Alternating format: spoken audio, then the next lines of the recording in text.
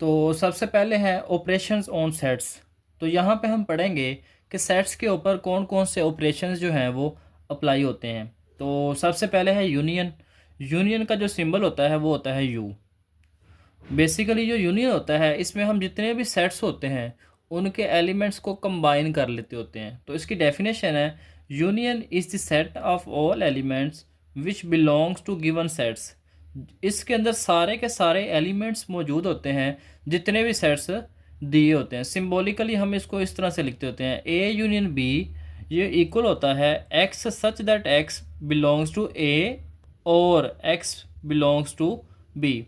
यहाँ पे जो x होगा, x से मुराद है उसके एलिमेंट्स, ये a को बिलोंग करेंगे या b को। इसके अंदर सारे के सारे एलिमेंट्स मौजूद होंगे, चाहे वो a के हों चाहे b के हो।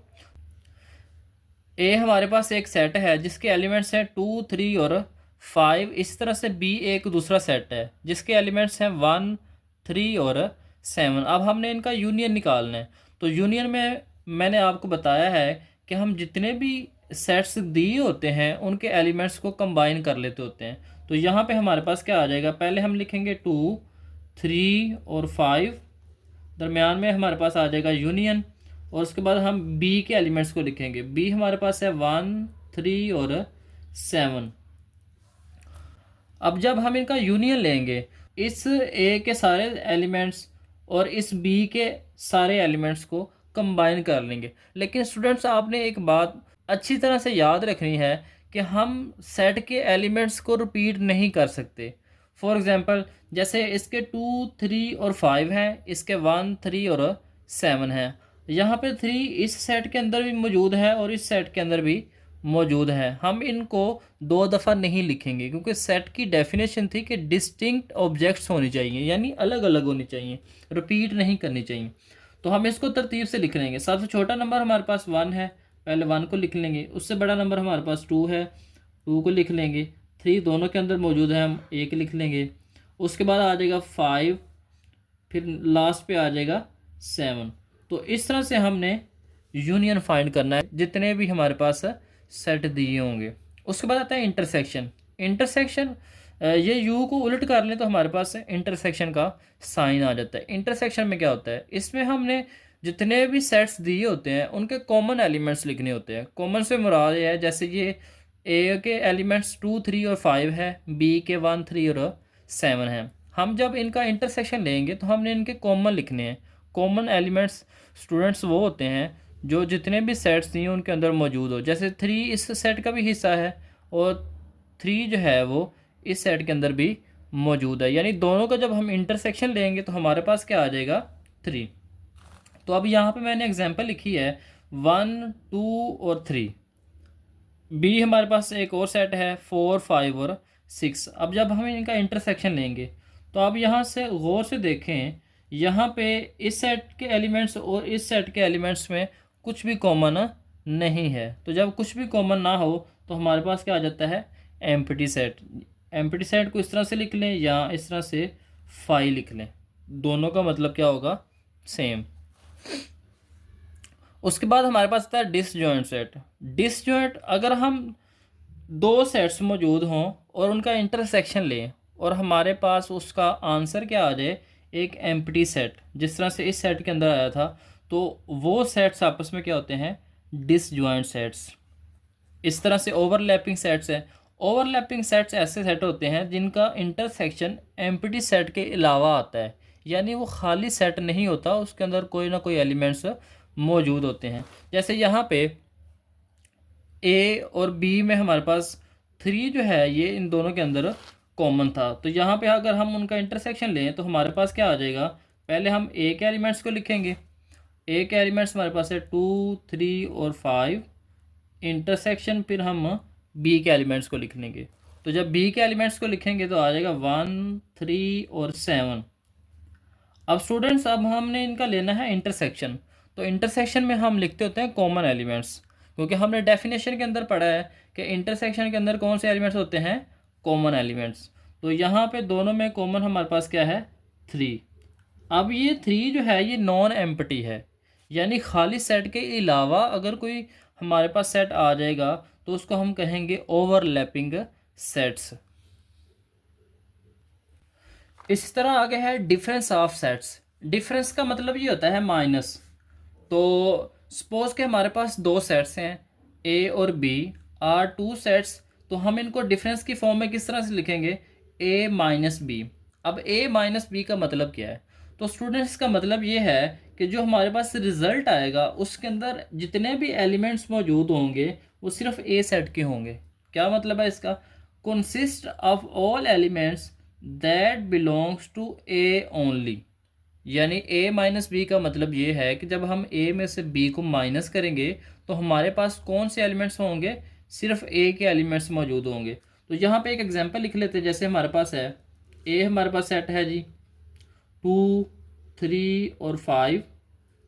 बी हमारे पास है 3, 5 और 6। अब जब हम इनका ए माइनस बी निकालेंगे तो ए माइनस बी कैसे निकालेंगे, पहले हम ए के एलिमेंट्स को लिख लेंगे माइनस फिर हम बी के एलिमेंट्स को लिख लेंगे 3, 5 और 6। अब जब हमने कहा है कि जब हम ए माइनस बी निकालते हैं तो इसके अंदर सिर्फ ए के एलिमेंट्स मौजूद होते हैं, यानी बी का कोई भी एलिमेंट नहीं आएगा। अब चेक करते हैं, जैसे 2 है, 2 ए का एलिमेंट्स तो है लेकिन बी का एलिमेंट नहीं है, तो हम आंसर में क्या लिख लेंगे 2। उसके बाद चेक करेंगे 3। अब 3 ए के अंदर भी मौजूद है और 3 बी के अंदर भी मौजूद है, तो यहाँ से ये दोनों आपस में क्या हो जाएंगे, कट हो जाएंगे। उसके बाद आता है 5।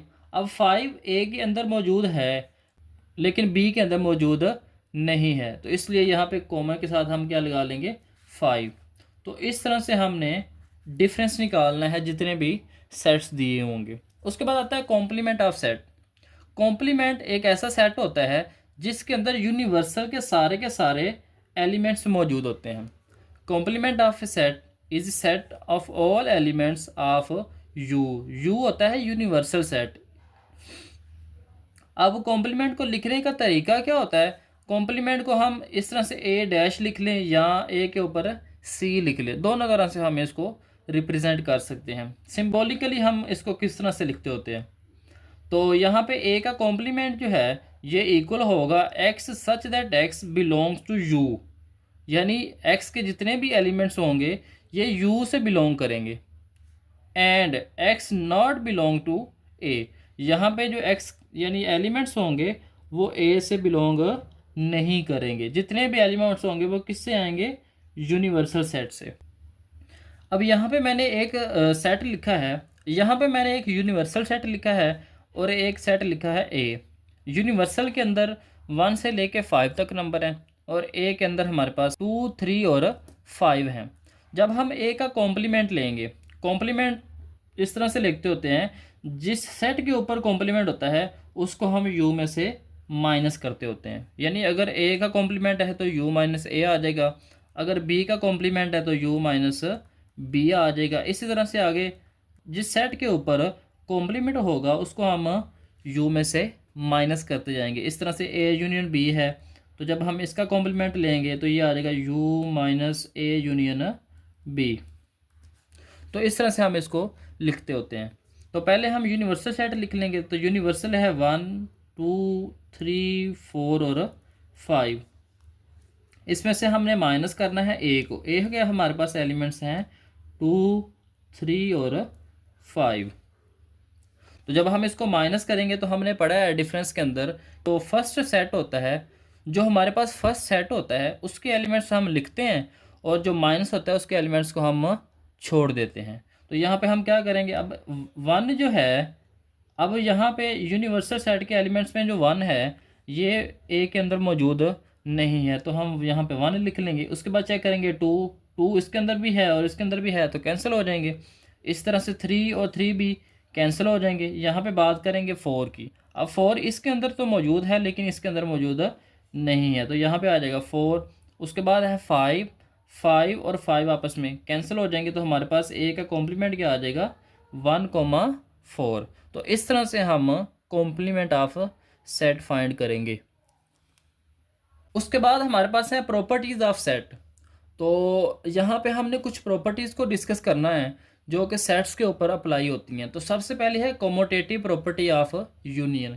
कमोटेटिव का मतलब ये होता है कि अगर ए यूनियन बी है तो ये इक्वल होगा बी यूनियन ए के। जिस तरह से हम रियल नंबर की प्रॉपर्टीज़ में पढ़ के आए थे कि ए प्लस बी ये बराबर होता है बी प्लस ए के। इस तरह से यूनियन के केस में होता है कि ए यूनियन बी ये इक्वल होता है बी यूनियन ए। इसी तरह से बात करें कमोटेटिव प्रॉपर्टी ऑफ इंटरसेक्शन, तो यहाँ पे आ जाएगा इंटरसेक्शन और ए इंटरसेक्शन बी इक्वल आ जाएगा बी इंटरसेक्शन ए के। नेक्स्ट है एसोसिएटिव प्रॉपर्टी ऑफ यूनियन। तो यहाँ पे हम एसोसिएटिव प्रॉपर्टी लगाएंगे। एसोसिएटिव प्रॉपर्टी में हमारे पास 3 सेट्स होते हैं। तो यहाँ पे हमारे पास 3 सेट हैं ए बी और सी, और तीनों के दरमियान में क्या है यूनियन। तो लेफ्ट साइड पे हमने क्या किया है, जो सेकंड वाले 2 सेट्स हैं उनको ब्रैकेट के अंदर क्लोज कर लिया है, और जो फर्स्ट वाला है उसको हमने ब्रैकेट से बाहर लिख लिया है। इस तरह जब हम इक्वल के दूसरे साइड पे इसको लिखेंगे तो हम लिख लेंगे पहले 2 सेट्स को ब्रैकेट के अंदर लिख लेंगे, और जो लास्ट वाला होगा इसको हम ब्रैकेट के बाहर लिख लेंगे। इस तरह से ये प्रॉपर्टी है इंटरसेक्शन के लिहाज से। सेम है, जहाँ पे इधर यूनियन था वहाँ पे इंटरसेक्शन आ जाएगा।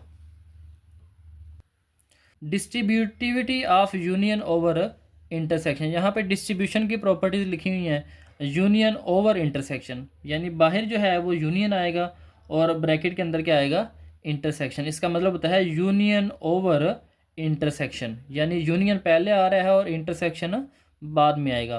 तो जब ये अंदर इसको सोल्व करेंगे तो ए यूनियन बी आ जाएगा, और दरमियान में क्या है इंटरसेक्शन, तो इसको हम दरमियान में लिख लेंगे। इस तरह से ए यूनियन और सी आ जाएंगे। तो इस तरह से हम लिख लेंगे distribution of union over intersection. इस तरह से इंटरसेक्शन ओवर यूनियन है तो इंटरसेक्शन ब्रैकेट के बाहर लिख लेंगे, और जो यूनियन होगा उसको ब्रैकेट के अंदर लिख लेंगे। तो ये आ जाएगा ए इंटरसेक्शन बी, और दरमियान में क्या आ जाएगा यूनियन, और ए इंटरसेक्शन सी आ जाएगा। तो ये हमारे पास डिस्ट्रीब्यूटिव प्रॉपर्टी है union over intersection and intersection over union.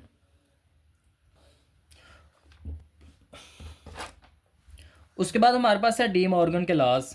तो डी मॉर्गन लॉज आपने याद रखने हैं, 2 होते हैं इसके लॉज। ए यूनियन बी का कॉम्प्लीमेंट ये इक्वल होता है ए का कॉम्प्लीमेंट इंटरसेक्शन बी का कॉम्प्लीमेंट।